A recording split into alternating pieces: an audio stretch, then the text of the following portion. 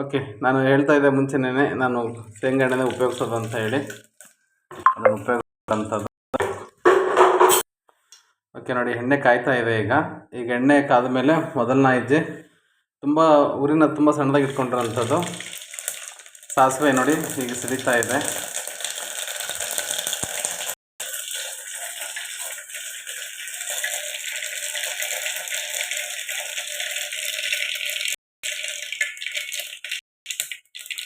ಸಾಸಿವೆ ಆದಮೇಲೆ ನಾನು ಕರಿಬೇವಿನ ಸೊಪ್ಪನ್ನು ಹಾಕ್ತಾ ಇರೋವಂಥದ್ದು,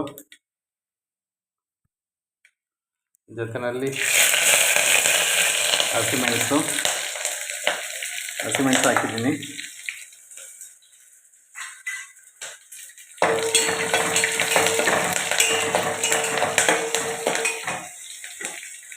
ಇದಾದ ನಂತರ ಈರುಳ್ಳಿ ಹಾಕ್ತಾಯಿದ್ದೀನಿ.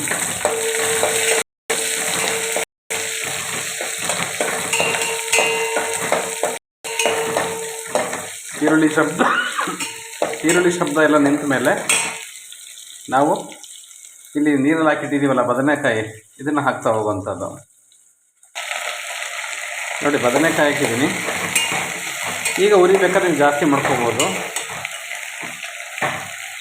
ಬದನೆಕಾಯಿ 2 ನಿಮಿಷ ಗೋಲಿಸುವಂಥದ್ದು ಪಾತ್ರೆ ಒಳಗಡೆ, ಅದೇ ಉರಿನಲ್ಲೇ. ಸ್ವಲ್ಪ ಬಾಡಬೇಕು ಅಂತ ಹೇಳ್ತಾರಲ್ಲ, ಆ ಥರ ಸಂಬಂಧಪಟ್ಟಾಗೆ, ಆ ವಿಷಯಕ್ಕೆ ಸಂಬಂಧಪಟ್ಟಂಗೆ ಅದೊಂದು 2 ನಿಮಿಷ ಬಾಡುತ್ತೆ. ಈಗ ನೀವು ಯಾವುದೇ ತರಕಾರಿ ಆಗಿರ್ಬೋದು, ಕುಕ್ಕರಲ್ಲಿ ಈರುಳ್ಳಿ ಮೆಣಸಿನ್ಕಾಯೆಲ್ಲ ಒಗ್ಗರಣೆ ಹಾಕ್ಕೊಂಡು ಆ ತರಕಾರಿಗಳನ್ನ ಹಾಕಿ ಒಂಚೂರು ಗೋಲಿಸ್ಬಿಟ್ಟು ಒಂದು ಸ್ವಲ್ಪ ನೀರು ಹಾಕ್ಬಿಟ್ಟು ಕುಕ್ಕರಲ್ಲಿ ಮುಚ್ಚಿಡೋ ಅಂಥದ್ದು. ಮುಚ್ಚಿಟ್ಟ ಮೇಲೆ ನಿಮಗೆ ಒಂದು ವಿಷಲ್ ಆಗುತ್ತೆ. ವಿತಿನ್ 2 to 3 ಮಿನಿಟ್ಸಲ್ಲಿ ಒಂದು ವಿಷಲ್ ಆಗುತ್ತೆ. ಅದಾದಮೇಲೆ ಏನು ಮಾಡಬೇಕು ಅಂತ ನಿಮಗೆ ತೋರಿಸ್ತಾ ಹೋಗ್ತೀನಿ. ನೋಡಿ, ಈಗ ಸ್ವಲ್ಪ ನೀರನ್ನು ಹಾಕ್ತೀನಿ. ಅದಕ್ಕೆ ಸ್ವಲ್ಪ ನೀರು ಹಾಕಿದ್ದೀನಿ. ಅದಾದ ನಂತರ ಪ್ರಕಾರ ತಕ್ಕಷ್ಟು ಉಪ್ಪು ನಾನು ಹಾಕ್ತಾಯಿದ್ದೀನಿ. ಹಾಕ್ಬಿಟ್ಟು ಮತ್ತೊಮ್ಮೆ ಕೈ ಆಡಿ ಅದನ್ನು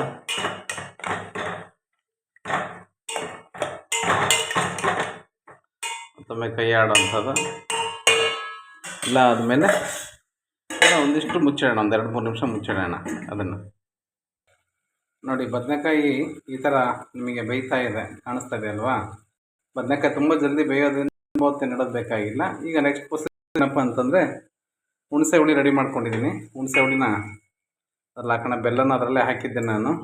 ನಾವು ಬೆಲ್ಲ ಯಾಕೆ ಅಂತಂದರೆ, ಎಲ್ಲ ರಸಗಳು ಸೇರಬೇಕಾದ್ರೆ ಬೆಲ್ಲ ತುಂಬ ಇಂಪಾರ್ಟೆಂಟು ಅಂತ. ಬೆಲ್ಲದ ಗುಣ ಅಂಟಿಸೋ ಅಂಥದ್ದಲ್ವಾ, ಅದಕ್ಕೆ ರುಚಿನ ಹೆಚ್ಚು ಮಾಡಿಸುತ್ತೆ. ಮತ್ತು ಉಪ್ಪು, ಹುಳಿ, ಖಾರ ಅದೆಲ್ಲದನ್ನು ಒಂದಕ್ಕೊಂದು ಸೇರಿಸೋಂಥ ಕೆಲಸನ ಬೆಲ್ಲ ತುಂಬ ಅದ್ಭುತವಾಗಿ ಮಾಡುತ್ತೆ. ಹಾಗಾಗಿ ಬೆಲ್ಲನ ಸೇರಿಸಿದ್ದೀನಿ. ನೆಕ್ಸ್ಟು ನಿಮಗೆ ನಮ್ಮ ಎಣ್ಗಾಯಿ ಮಿಕ್ಸು, ಪೂಗ ಆರ್ಗ್ಯಾನಿಕ್ಸ್ ಎಣ್ಗಾಯಿ ಮಿಕ್ಸ್ ಸೇರಿಸ್ತೀನಿ. 1 ನಿಮಿಷ ಆಗಲಿ. ನೋಡಿ, ಈಗ ಅಲ್ಲೇ ಬದನೆಕಾಯಿ ಈ ಮಟ್ಟದಲ್ಲಿ ಬೆಂದಿದೆ. ಇದಕ್ಕೆ ನಾವು ನಮ್ಮ ಪೂಗ ಆರ್ಗ್ಯಾನಿಕ್ಸ್ನವರ ಎಣ್ಗಾಯಿ ಮಿಕ್ಸನ್ನು ಸೇರಿಸ್ತಾ ಹೋಗೋಣ. ಈಗ ಎಷ್ಟು ಬೇಕಷ್ಟು ಸೇರಿಸ್ಬೋದು. ರಸ ಜಾಸ್ತಿ ಬೇಕು ಅಂತಂದರೆ ಜಾಸ್ತಿನೇ ಸೇರಿಸ್ಕೋಬೋದು. ಒಂದು ಸ್ವಲ್ಪ ನೀರು ಹಾಕ್ಕೊಂಡು ಜಾಸ್ತಿ ರಸನೂ ಮಾಡ್ಕೋಬೋದು. ಅನ್ನಕ್ಕೆಲ್ಲ ಊಟ ಮಾಡ್ತೀವಿ ಅಂತಂದರೆ, ಅಥವಾ ಮಕ್ಕಳುಗಳ ರಸ ಇಷ್ಟಪಡ್ತಾರೆ ಅಂತ ಸೇರಿಸ್ಬೋದು. ಯಾಕಂದರೆ ಇದರಲ್ಲಿರೋಂಥದ್ದೆಲ್ಲ ಎಳ್ಳು, ಶೇಂಗಾ, ಹುಚ್ಚೆಳ್ಳು ಆಗಿದ್ದರಿಂದ ನೀವು ಎಷ್ಟು ಬೇಕಾದ್ರೂ ಸೇರಿಸ್ಬೋದು.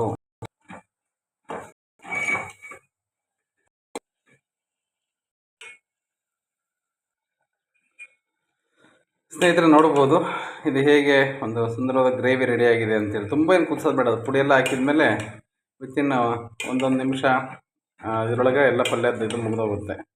ನಿಮಗೆ ಪಲ್ಯ ಈ ಕನ್ಸಿಸ್ಟೆಂಟಿಗೆ ಬರುತ್ತೆ. ನಿಮಗೆ ಇದನ್ನು ಉಪಯೋಗಿಸ್ಕೊಂಡು ನೀವು ಅನ್ನಕ್ಕೆ ಉಪಯೋಗಿಸ್ಬೋದು, ಚಪಾತಿ, ರೊಟ್ಟಿಗಂತೂ ಅದ್ಭುತವಾಗಿರುತ್ತೆ. ಅಕ್ಕಿ ರೊಟ್ಟಿ, ಜೋಳದ ರೊಟ್ಟಿ ಎಲ್ಲದಕ್ಕೂ ತುಂಬ ಚೆನ್ನಾಗಿರುತ್ತೆ. ಮಕ್ಕಳುಗಳು ಸಹ ರಸನ ತುಂಬ ಚೆನ್ನಾಗಿ ತಿನ್ನೋದ್ರಿಂದ ನಿಮಗೆಲ್ಲೂ ಇದು ಆಗಲ್ಲ, ವೇಸ್ಟ್ ಆಯಿತು. ಇದು ರಸ ತಿಂತಾರೆ ಬರೀ ಅಂತ ಮಸಾಲೆ ಅಂತೇನೋ ಅಂದ್ಕೊಬೇಡಿ. ಇದರ ಮಸಾಲೆ ತುಂಬ ಕಡಿಮೆ ಪ್ರಮಾಣದಲ್ಲಿದೆ. ಇದರಲ್ಲಿ ಎಳ್ಳು, ಹುಚ್ಚೆಳ್ಳು, ಶೇಂಗಾ ಎಲ್ಲ ಇರೋದ್ರಿಂದ ಮಕ್ಕಳಿಗೂ ಸಹ ತುಂಬ ಒಳ್ಳೆಯದು. ನೋಡಿ, ಇಷ್ಟು ಆಡಿದ್ಮೇಲೆ ಪಲ್ಯ ಕ್ಲೋಸ್ ಆಯಿತು. ಅದಾದಮೇಲೆ ರುಚಿ ನೋಡೋಣಂತೆ ಹೇಗಿದೆ ಅಂತೇಳಿ ಅಂತ. ನಮಸ್ಕಾರ.